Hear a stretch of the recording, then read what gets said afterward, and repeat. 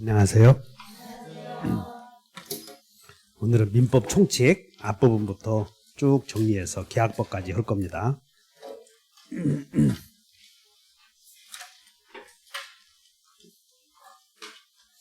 그 앞에 1페이지 보시면 여기 성공의 비결 한번 읽으면 보셨어? 참시. 아, 그 뭔 얘기 있겠구나 하고 말았구나.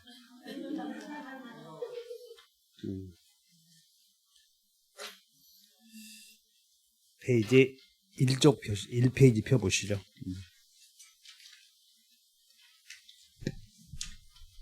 법률행위의 목적 나오죠. 여기서 여러분들 계약이 성립이 되려거든 당사자가 있어야 되고 목적이 있어야 되고 의사표시가 있어야 되고 목적이 확정 가능해야 된다.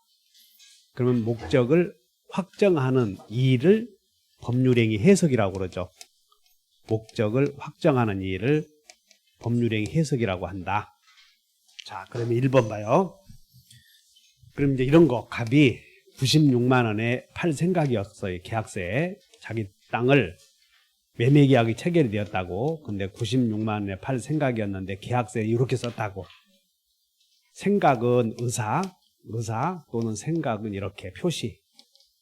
그러면 계약서 내용은 이렇게 아니면 이렇게 되겠지. 그 원칙은 의사대로 표시대로 원칙은 응? 표시대로. 근데 예외적으로 상대방이 표의자의 진짜 의사를 따른다. 알면 무슨 해석? 자연적 해석. 모르면 무슨 해석? 객관적 의사대로. 자, 1번 보면 법률행위 해석은 다지 알자. 그게 뭔 얘기인지 알지? 알면 자연적 해석.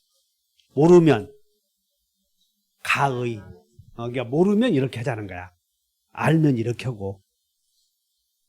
그래서 자연적 해석은 진짜 의사대로, 객관적 의사대로, 진짜 의사대로. 규범적 해석은 객관적 의사대로. 근데 원칙은 1번, 2번. 알면 이렇게. 그럼 규범적 해석은 표시행위로부터 가의 표시상의 효과 의사대로 내용을 확정한다. 문제 양가로 3번. 갑은 자신 토지를 을에게 9억 6천에 팔 생각이었는데 착오로 6억 9천에 계약이 체결되었을 때 갑을 간의 계약 내용을 9억 6천으로 확정하는 방법을 무슨 해석? 자연적 해석. 그러면 이제 자연적 해석이다, 규범적 해석이다 뜻만 알면 되고, 꼭 시험에 한 문제 나오는 게 4번 그 5표시 무효의 원칙 나오죠? 그건 꼭 알고 있어야 돼. 5표시 무효의 원칙 사례로 한 문제 나오니까. 5표시 무효의 원칙. 그래서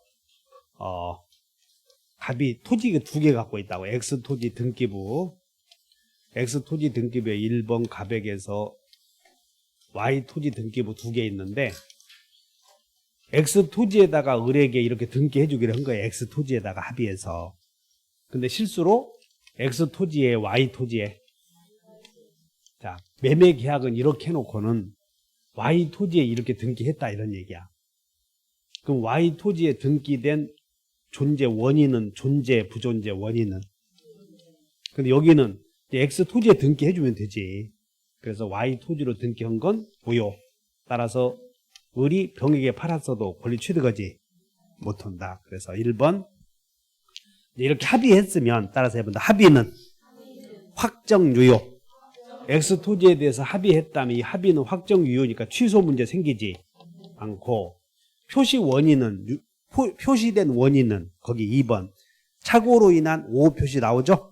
그래서 양가로 1번에 오표시의 원인은 무효다, 부존재다. 그러니까 취소 못 온다 그 말이야 이게. 그 다음에 여기 등기부에 표시된 건 즉 이렇게 돼 있어. Y토지의 등기 목적은 소유권 이전, 그 다음에 등기 원인은 매매 이렇게 했고, 그리고 소유자 을을 했는데 매매를 한 적이 없다 그런 뜻이야. 그래서 취소 문제 생겨 안 생겨? 그리고 이 등기 자체는 뭐 확정 무효. 의사표시 한 적이 없으니까 취소 문제 생기지 않는다. 그러면 취소할 수 있다 그러면 틀려 이런 것들이. 자, 다시 그러면 을은 갑에게 X 토지에 자기 이름 올려주시 할 수 있어 없어요? 있지. 그러면 갑은 을에게 야, 네 명의는 무효니까 말소해라 할 수 있고 Y 토지로 등기된 건 제3자는 선이라도 권리 취득하지. 그 정도 물어보니까 X 토지 매매는 확정 유효 취소 없다. Y 토지 매매는 매매 흔적이 없다. 부존재. 등기 자체는 무효. 제3자는 권리 취득하지 못한다. X 토지, Y 토지 모두 소유권은 누구에게? 갑에게. 이해하셨어? 그 정도 잘 이해해 놓으시면 돼요. 그 다음에 당사자 확정. 당사자 확정은 이제 갑이 을의 이름으로 행위자 갑이 을의 이름으로 병과 계약을 체결해. 행위자 이렇게. 그러면 갑이 이렇게 병과 매매하면서 계약을 체결하면서 자기 이름으로 을의 이름으로 그때 이제 행위자와 그래서 즉 무슨 얘기냐면 갑이 은행에 가서 소비대차 계약을 해. 은행에 가서 소비대차 계약을 하는데 차용인을 누구 이름으로 쓰냐면 을의 이름으로 쓴다는 거지. 그러니까 행위자가 을의 이름으로 병과 계약을 해. 그러면 이 계약은 유효 무효? 갑이 을의 이름으로 병과 소비대차 계약을 해. 유효 무효? 이제 유효 무효 하면 또 이제 그래서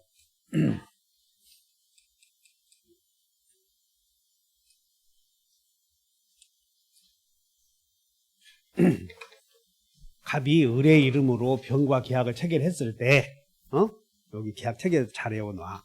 일단 누구를 당사자라고 할 것인가에 관하여 행위자와 상대방의 의사가 일치. 그럼 거기 한번 봐. 양가로 5번에 당사자 확정이 나오는데 따라서 해본다. 일치하면 일치하는 대로 일치하지 않으면 누구 의사대로. 일단 이것이 당사자 확정의 일반 원칙이야. 일치하지 않으면 상대방의 의사대로. 근데 갑이 을의 이름으로 병과 계약을 체결했을 때 막 무단으로 해버렸잖아. 그럼 이게 무효가 돼버려. 이게 무단으로 했으면. 그게 어디냐면 4번 봐. 4번 무권리자의 처분행위 나오지. 4번에 1번 갑이 권한 얻어서 권한 없이 을의 이름으로 병과 계약을 체결해버리지. 그냥 권한 없이 하면 무권한자 행위로 무효가 돼버려. 또 하나는 자 을의 땅인데 을이 소유하는 땅에 대해서 갑이 을의 이름으로 병과 계약을 체결해도 무효이고, 이번은 갑이 을의 땅을 따르는 자기 이름으로, 그것이 4번의 니은번이야. 갑이 권한 없이 을의 부동산을 누구 이름으로?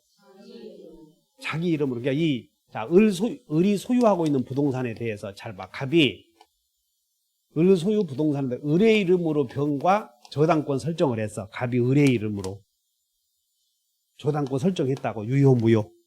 권한 없으면 무효. 그 다음에 을의 부동산을 자기 이름으로 했어. 그랬어도 유효 무효?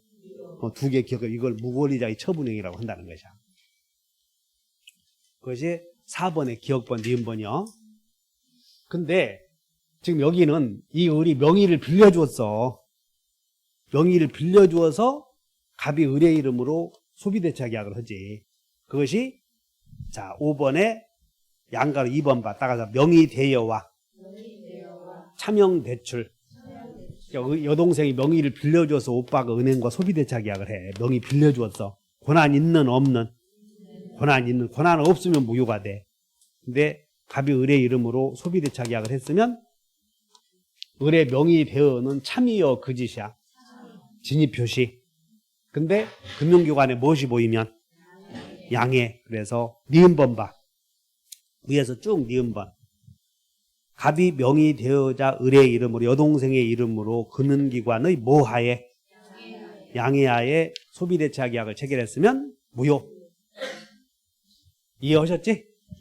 갑이 여동생의 명의를 빌려주어서 은행과 소비대차 계약을 해. 을의 이름으로 지금. 그러면 유효. 은행의 양해가 있으면 무효. 그 다음에 3번 자금 출연자와 명의자가 다르지? 그래서 이번에는